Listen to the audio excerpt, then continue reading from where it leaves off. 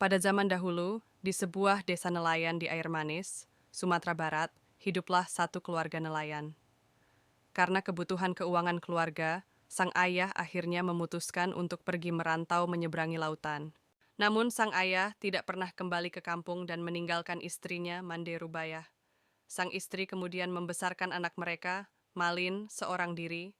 Oleh sang ibu, Malin sering dikundang-kundang dibawa kemana saja. Oleh karena itu, sang anak mendapat panggilan baru, Malin Kundang. Malin tumbuh sebagai anak yang pintar, tapi sedikit nakal. Malin sering mengejar ayam dan memukul mereka dengan sapu. Suatu hari, ketika Malin sedang mengejar ayam, Malin terjatuh dan tangannya terbentur sebuah batu. Luka itu meninggalkan bekas di lengannya. Beranjak dewasa, Malin merasa iba pada ibunya yang harus bersusah payah menafkahi mereka, sehingga berniat untuk merantau bersama sebuah kapal dagang. Ketika menceritakan tentang niatnya, sang ibu tidak mengizinkan Malin untuk pergi. Ibu Mande tidak rela ditinggal anak semata wayangnya. Ibu Mande juga takut Malin akan menjadi seperti ayahnya yang pergi dan tidak pernah kembali ke kampung. Meski ditolak sang ibu, Malin tidak berhenti membujuknya. Melihat kegigihan Malin, Ibu Mande pun mengizinkannya pergi, meski dengan berat hati. Setelah meyakinkan ibunya bahwa dirinya akan baik-baik saja, Malin pun pamit dan meninggalkan Ibu Mande seorang diri di desa. Ketika sedang berlayar dalam perantauannya, sebuah kejadian buruk menimpa kapal yang ditumpangi Malin, sehingga ia terdampar di sebuah pantai. Warga desa di pantai tersebut menyambut dan membantu Malin untuk tinggal dan bekerja di sana. Malin bekerja dengan sangat rajin mengolah tanah desa yang subur dan menjadi semakin sukses. Malin memiliki 100 orang pekerja dan sejumlah kapal dagang sendiri. Setelah berhasil menjadi orang kaya, Malin pun mempersunting anak seorang saudagar kaya. Sementara itu, Ibu Mande tidak pernah mendapatkan kabar apapun dari Malin selepas kepergiannya. Selama bertahun-tahun, Ibu Mande hanya bisa memandangi laut sambil berdoa agar anaknya selamat dan mengirimkan kabar, atau bahkan kembali ke desa. Setiap kali ada kapal besar yang bersandar di desa, Ibu Mande selalu bertanya kepada Nakhoda dan awak kapal tentang anaknya. Namun, tidak pernah ada yang membawa kabar atau titipan dari Malin.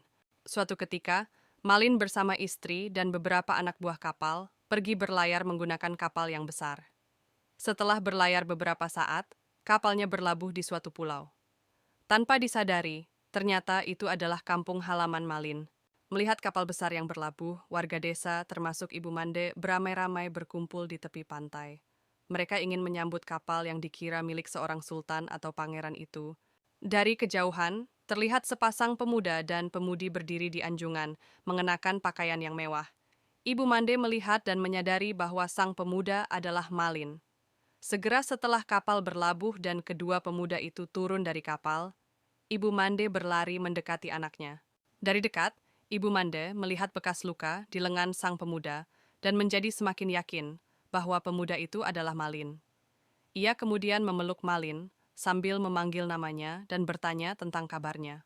Istri Malin yang berdiri di dekat Malin terkejut melihat seorang wanita tua berpakaian compang-camping memeluk suaminya sambil mengaku sebagai ibunya. Maklum, selama ini Malin mengaku bahwa kedua orang tuanya adalah bangsawan dan sudah meninggal. Istri Malin pun bertanya kepada Malin tentang siapa wanita itu sebenarnya.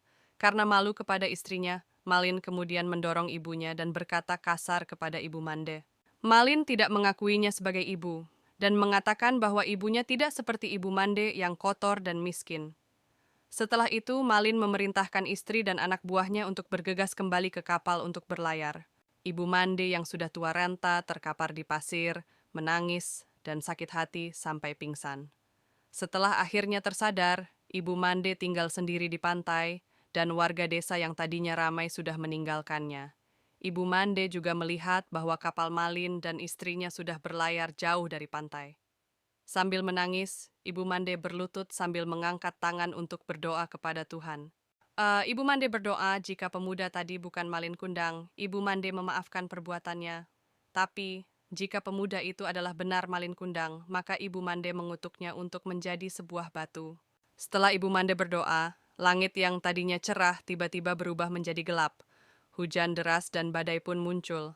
Kapal Malin yang sedang berlayar pun hancur berkeping-keping disambar petir.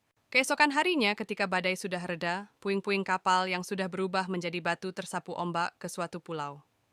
Di antara puing-puing yang terdampar di pantai, ada satu bongkahan batu yang berbentuk seperti tubuh manusia yang menunduk, beserta ikan teri, ikan belanak, dan ikan tenggiri yang berenang di sela-sela batu itu.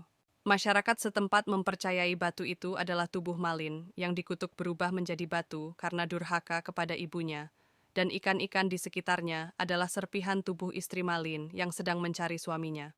Pelajaran utama yang terkandung di dalam cerita Malin Kundang adalah seorang anak harus selalu menghormati orang tua yang telah membesarkannya. Selain itu, pelajaran lain yang dapat dipetik adalah kita harus selalu rendah hati dan tidak sombong dengan segala kesuksesan yang sudah diraih. Sekian dan terima kasih.